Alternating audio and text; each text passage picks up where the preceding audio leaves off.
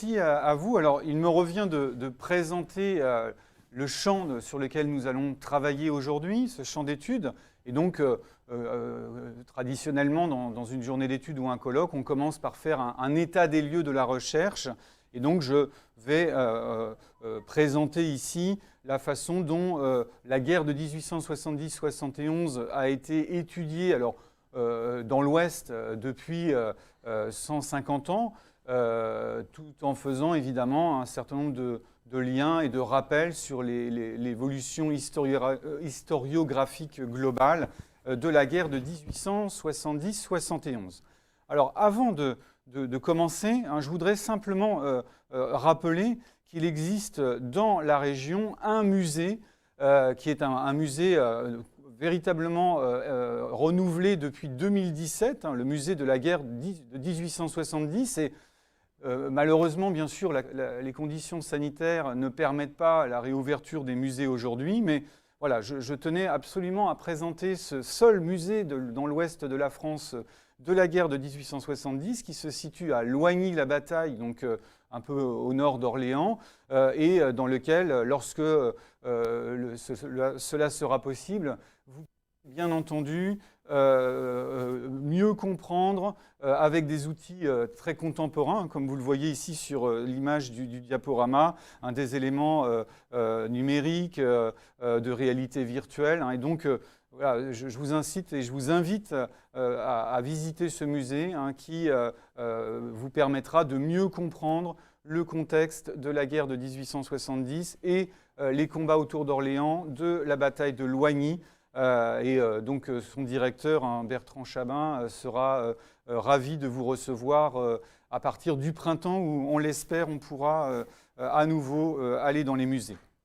Alors, je vais donc commencer par cette approche de l'histoire du sujet. L'historiographie, c'est l'histoire en gros d'un sujet que l'on commence que l'on peut étudier, une histoire de ce que les historiens ont écrit depuis 1850 sur ce sujet. Et donc, je remercie mes collègues Yann Lagadec et Erwan Le Gall d'avoir contribué à enrichir cette contribution que je vous présente ce matin. Alors, la guerre de 70 semble susciter de nouveau l'intérêt depuis quelques années dans le sillage des commémorations de la Première Guerre mondiale. Elle revient pour la première fois dans les programmes scolaires depuis 50 ans, puisque dans le programme de 2019, le sujet est abordé en histoire-géographie en classe de première au lycée. La recherche, pour autant, reste balbutiante pendant de nombreuses décennies, et on va voir que l'historiographie du sujet commence à se renouveler depuis, en gros, le milieu des années 1990, plus encore, donc depuis une dizaine d'années. Une recherche qui se trouve entre deux courants historiographiques. Le premier, c'est celui du tropisme des problématiques issues de l'historiographie de la Première Guerre mondiale, questionnant notamment les prémices d'une culture de guerre, d'un consentement patriotique. Et là, je renvoie donc aux travaux initiaux de Jean-Jacques Becker et de Stéphane Audouin-Rousseau, que vous avez présenté ici sur cette diapositive, un ouvrage de 1995, La France, la nation, la guerre, dans lesquels cette dimension de la construction du sentiment national et de l'engagement du citoyen est interrogée donc en 1995. Ça, c'est un des éléments évidemment qui va inspirer les recherches et la façon dont on aborde aujourd'hui la guerre de 70. Et puis vous avez un autre courant historiographique qui a une influence aussi sur ces questions, c'est celui de l'histoire politique, histoire politique plus dynamique depuis les années 1970, notamment depuis les travaux de Jean-Marie Meyer, jusqu'à ceux de Éric Anseau, qui aujourd'hui est, je dirais, l'un des grands spécialistes de la période du Second Empire. Vous avez sous les yeux, en particulier, son excellente biographie de Napoléon III.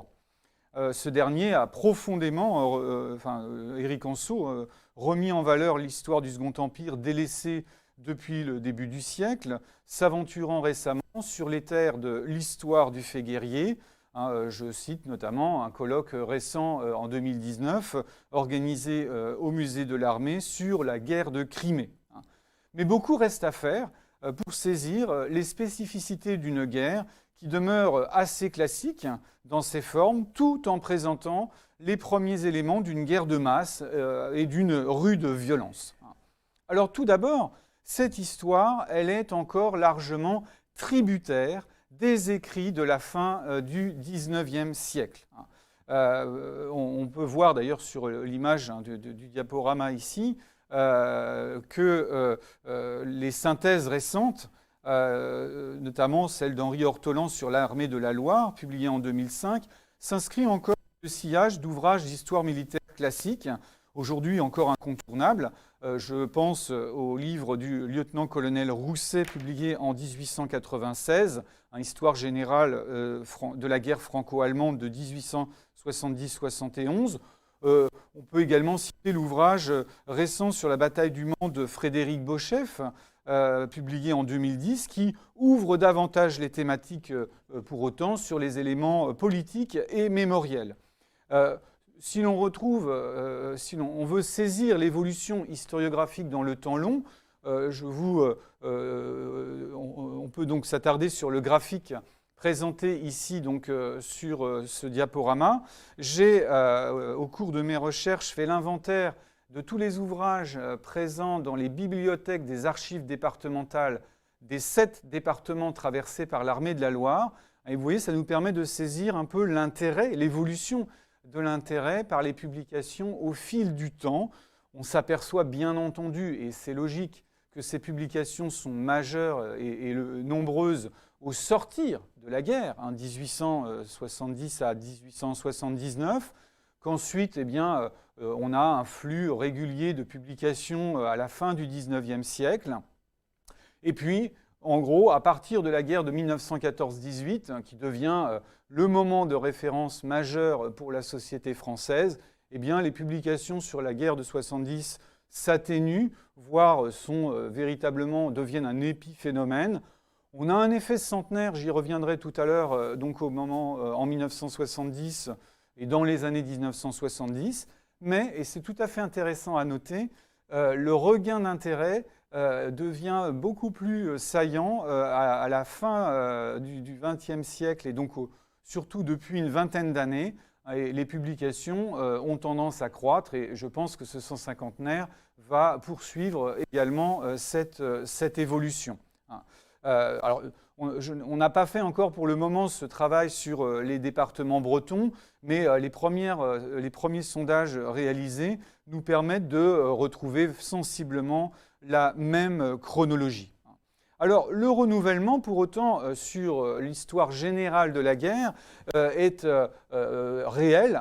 Nous l'avons abordé hier soir dans notre présentation et notre débat avec différents invités qui étaient donc présents sur le plateau. Je rappelle ici quelques grands ouvrages qui pourront vous être utiles si vous voulez vous intéresser à l'histoire générale de la guerre de 70. D'abord, les 2 ouvrages majeurs publiés par François Roth en 1989 et Stéphane Audouin-Rousseau l'année suivante, La guerre de 70, une large synthèse sur les éléments politiques, militaires, diplomatiques concernant le conflit. Vous avez également donc, une histoire plus politique et du sentiment patriotique se structurant pendant la guerre donc avec Stéphane Audouin-Rousseau. Puis l'ouvrage de Pierre Milza, peut-être un peu plus classique dans son approche, donc publié en 2009.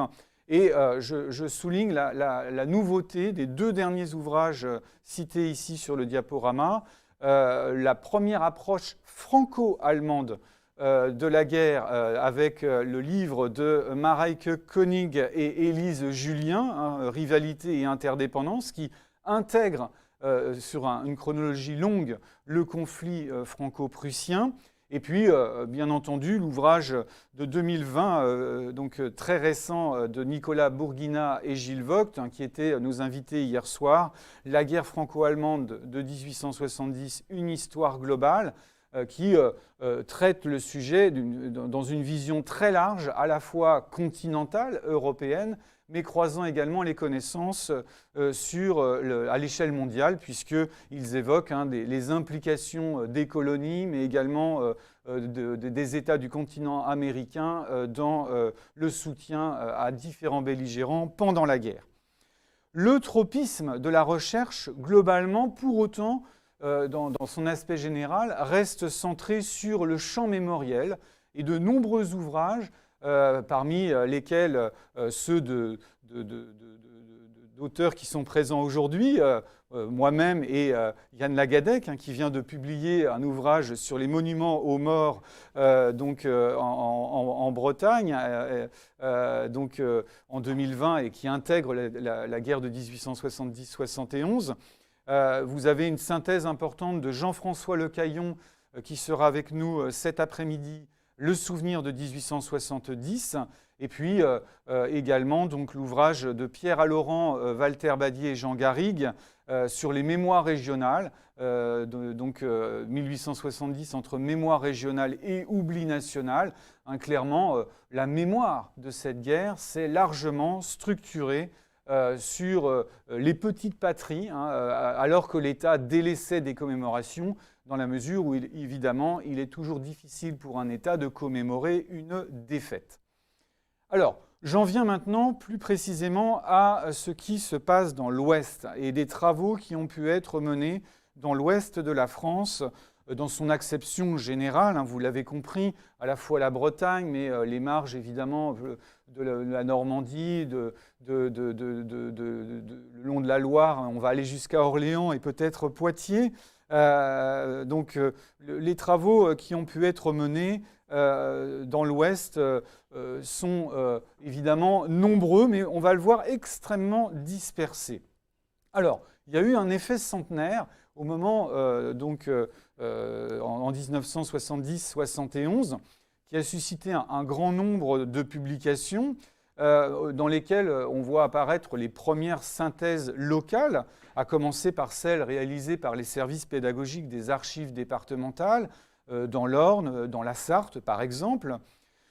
À l'époque, il n'y a pas de centres universitaires très nombreux, et les colloques sont encore peu nombreux. Je peux en citer un particulièrement, c'est celui de Orléans, qui est donc le seul colloque organisé par une université au moment du centenaire, ne concernant pas directement d'ailleurs la guerre, mais l'esprit républicain, comme vous le voyez sur cet article publié dans La République du Centre en septembre 1970.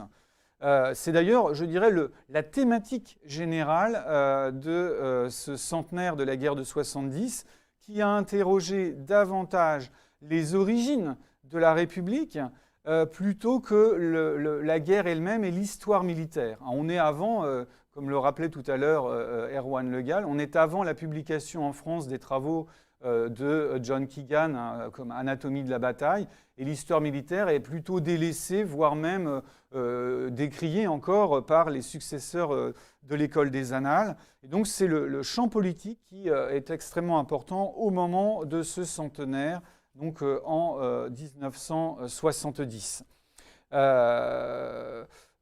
On est aussi dans un contexte particulier, c'est celui d'une république, la 5e cette fois naissante, et donc au moment où cette jeune république s'installe depuis 1958, eh bien, il est intéressant et important à l'époque de questionner l'origine du régime républicain et de la Troisième République. Du point de vue des revues scientifiques, il y a un numéro spécial réalisé par les Annales de Bretagne et Pays de l'Ouest, dans son tome 77, que vous pourrez retrouver en ligne facilement sur le site Percé. Vous en avez ici quelques éléments présentés. Là aussi, centré sur plutôt l'histoire politique, et comme le colloque d'Orléans, sur des individus, en particulier Ernest Renan, Villiers de l'Isle-d'Adam, Jules Vallès. Donc il y a une approche encore très biographique finalement de la guerre de 1870 à l'époque. Mais il ne faut pas, ces travaux ne doivent pas faire illusion. Certes, l'effet centenaire est là, mais quand on regarde les tables de l'ensemble de la revue des Annales de Bretagne et Pays de l'Ouest, eh bien, on se rend compte que la guerre de 70 est un sujet très rarement abordé. On n'a pas encore listé l'ensemble des articles, mais il se compte sur les doigts des deux mains, hein, une dizaine d'articles vraisemblablement sur les 130 années de la revue. Hein. Donc nous allons, nous, contribuer à enrichir en tout cas cette table des matières, puisque cette journée d'études que nous vous présentons aujourd'hui sera publiée l'été prochain aux Annales de Bretagne et Pays de l'Ouest, accessible donc sur le site internet cairn-info. Donc voilà, c'est le champ dans lequel nous nous trouvons ici. Pour faire un bilan de la recherche, je vais résumer globalement les axes qui ont été suivis depuis principalement une cinquantaine d'années sur la guerre de 70. Et globalement, vous avez, je dirais, une prévalence des monographies, hein, qui sont relativement rares pour autant. On en a donc sur la Sarthe, sur le Loiret, des monographies souvent d'ailleurs réalisées par les sociétés savantes, hein, les sociétés historiques de la région. Hein. C'est le cas ici pour la Sarthe en 1971, la province du Maine, pour le Loiret sur les travaux qui ont été réalisés ces dernières années, notamment de Jean-Marie Flonneau, hein, le Loiret et la guerre franco-allemande de 1870-71. On trouve également un excellent ouvrage sur Loigny et la bataille de Loigny et la mémoire de cette bataille dans la revue de la Société dunoise d'archéologie, histoire, sciences et arts, donc publié en 2010. Donc voilà, des approches véritablement d'histoire locale, très riches, et globalement d'ailleurs, le souvenir du conflit reste souvent entretenu localement par des passionnés d'histoire, des amateurs éclairés des sociétés savantes, des associations d'histoire locale qui publient régulièrement depuis les années 1970 des articles ponctuels sur l'expérience de leur commune dans la guerre et qui parfois même sauvent des documents qui allaient être négligés, sinon détruits. Donc le rôle de ces sociétés savantes est extrêmement important pour justement maintenir et la connaissance et la mémoire finalement de ce conflit. On peut citer d'ailleurs dans le cas sartois actuellement le travail lancé par Francis Lépinette, le maire de Ségris, vice-président de l'association des maires de la Sarthe, pour réaliser l'inventaire des soldats décédés dans le département de la Sarthe à partir des archives de l'état civil de l'ensemble des communes, et qui permettra d'avoir une vision beaucoup plus claire sur les conséquences démographiques et le bilan démographique pour le militaire, notamment de la guerre de 1870-71 dans ce département. L'étude des combattants reste assez pointilliste. C'est un deuxième élément à noter. Certaines unités ont donné lieu à des travaux spécifiques, les zouaves pontificaux, on en parlait hier à plusieurs reprises dans les différentes conférences et dans la soirée thématique. Depuis donc les travaux de Maurice Briolet publiés dans les années 1960 jusqu'à l'étude de Jean Guénel, La dernière guerre du pape, publiée donc aux presses universitaires de Rennes en 1998. Donc voilà, les zouaves pontificaux, cette unité très particulière qui provient de volontaires partis de Rome au moment où justement les États pontificaux sont intégrés dans l'Italie. Ces zouaves protégeaient le pape et dès lors qu'en 1870 l'Italie s'empare des États pontificaux, leur rôle, ils ne peuvent plus jouer ce rôle et dans le contexte de l'invasion de la France, beaucoup d'entre eux vont se porter désormais volontaires pour défendre la France menacée. Et ce qui est intéressant à noter, c'est que ce sont principalement beaucoup d'aristocrates de la monarchie catholique, et donc ils s'engagent au moment où le régime est devenu républicain. Donc une histoire tout à fait intéressante, à la fois, vous voyez, du point de vue politique et militaire. Un autre sujet a été abordé récemment, c'est celui des francs-tireurs, et je cite particulièrement l'ouvrage de Charles Descognets, Les francs-tireurs de l'armée oubliée, publié aux presses universitaires de Rennes en 2017, un ouvrage d'ailleurs qui fait la part belle à l'histoire de la Légion bretonne et qui, pour la première fois, explique le cheminement de ces unités de volontaires constitués de façon quasiment privée, reconnus par l'État, et qui vont jouer un rôle important de harcèlement des troupes prussiennes pendant la campagne de l'armée de la Loire en particulier. Mais il manque encore, globalement, une étude de fond sur les mobelots, les mobiles, les mobilisés de la guerre de 70, dont l'expérience a toutefois été abordée par Jean-François Lecaillon dans son livre 1870, Les soldats et leurs batailles, publié en 2006, ou à travers de rares numéros spéciaux de revues de sociétés savantes. Je pense notamment au travail de Bernard Sonnec sur les mobiles de la Mayenne, publié dans l'Oribus en 2009. On trouve quelques mémoires de master qui ont permis d'avancer la réflexion sur des aspects encore peu connus, comme l'organisation des soins dans l'armée de la Loire, un travail de Charlène Grémy sous ma direction, donc soutenu en 2015, l'expérience des soldats, le travail d'Amaury de la Rupelle sur les mobilisés de Mayenne, un master 1 soutenu sous ma direction donc en 2017, à partir du carnet du lieutenant Le Guicheux, notaire à Sainte-Suzanne, où le sort de ces soldats improvisés, le sort de ces soldats improvisés est finalement étudié souvent à l'aune d'un événement polémique aussi, le camp de Colly, on y reviendra, j'en ai déjà parlé hier lors de la conférence inaugurale, et Yann Lagadec évoquera bien entendu tout à l'heure cette histoire complexe et la construction de ce récit sur l'histoire des mobiles de Bretagne. Mais vous voyez, tout cela est assez ponctuel, pointilliste, et nous n'avons pas encore une vision globale de cette expérience des mobiles de la guerre de 1870-71. Enfin, l'approche dispersée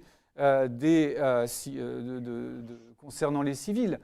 L'expérience des civils a en effet été abondamment étudiée, mais de façon, là encore, assez pointilliste et dispersée. On trouve ce sujet abordé dans les bulletins et les revues des sociétés savantes, mais aussi dans la littérature grise. Alors, qu'appelle-t-on la littérature grise ? C'est tout simplement les travaux d'étudiants en master, maîtrise, anciennement DEA ou DESS et aujourd'hui Master 2, des universités de l'Ouest. On en retrouve à Tours, Rennes, Le Mans, Angers, plus rarement à Caen et Poitiers. Mais depuis 1967, ce sont 33 mémoires de master qui ont été soutenus sur le sujet, dont plus de la moitié sont consacrés à l'histoire de l'opinion publique et à l'occupation. Pour autant, la plupart de ces travaux sont difficilement accessibles et c'est, je dirais même, dans le cadre de cette présentation que nous avons, Yann Lagadec, Erwan Le Gall et moi-même, commencé l'inventaire de ces mémoires qu'il serait utile de mettre à disposition des chercheurs pour pouvoir en réaliser finalement une forme de synthèse. Pour terminer, ce que l'on peut dire, c'est que les sources sont souvent lacunaires sur cette période courte de 10 mois, en particulier dans les départements directement concernés par les opérations militaires, mais elles restent abondantes. Depuis une dizaine d'années, de nombreux témoignages auparavant difficiles à réunir sont désormais accessibles grâce au formidable travail réalisé par la Bibliothèque nationale de France. Sur le site Gallica, vous trouverez de nombreux témoignages de mobiles ou de combattants. Mais contrairement au conflit du XXe siècle, il faut remarquer que rares sont les éditions commentées de ces témoignages de combattants. Certains méritent pour autant d'être cités, comme l'édition du journal d'un mobile de la Mayenne, Émile Moreau, publié et présenté par Corinne Millot et Michel Prati en 2012. Mais globalement, on en reste toujours pour l'essentiel aux éditions originales de témoignages publiés à chaud dans les années 70-80, accessibles donc sur le site Gallica. Bien des aspects sont encore à étudier. Yann Lagadec évoquait notamment, lorsque l'on a préparé cette étude, les Guerziouen. Alors je ne suis pas bretonnant, donc je m'excuse d'abord de cette prononciation du breton, mais donc des chansons qui ont pu être chantées donc, dans les campagnes dans les années suivantes et dont on a encore quelques traces et qui mériteraient des travaux. Alors, après avoir fait ce rapide tour d'horizon de l'historiographie du sujet, je termine en ouvrant en gros les champs que nous allons aborder aujourd'hui.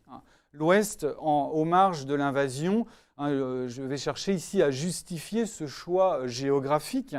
D'abord, on l'a vu hier et je reprends cette carte, on est ici à l'Ouest sur un théâtre majeur des opérations militaires, une zone de déploiement de l'armée de la Loire, des principaux combats qui se multiplient depuis novembre 1870 jusqu'en janvier 1871 dans la Sarthe, dans l'Orne et la Mayenne. Donc clairement, nous sommes ici dans ces départements aux marges de l'invasion et du combat.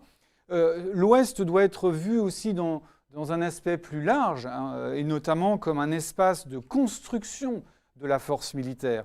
La carte que je vous présente ici, qui a été réalisée par les étudiants de licence 2 et de master d'histoire de l'Université du Mans, permet de voir comment l'Ouest devient une espèce de camp de mobilisation des hommes, de reconstitution des troupes, de cantonnement, un espace de réassort d'une certaine manière.